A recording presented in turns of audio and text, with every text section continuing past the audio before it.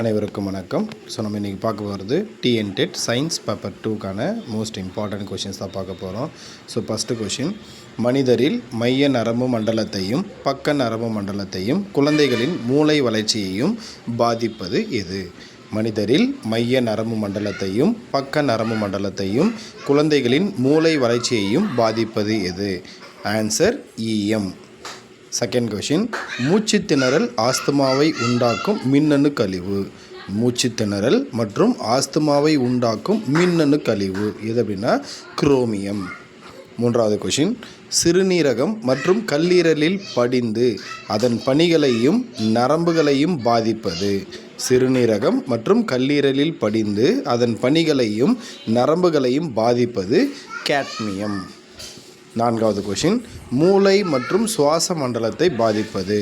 மூளை மற்றும் சுவாச மண்டலத்தை பாதிப்பது பாதரசம். அடுத்த வீடியோவில் சந்திப்போம். நன்றி, வணக்கம்.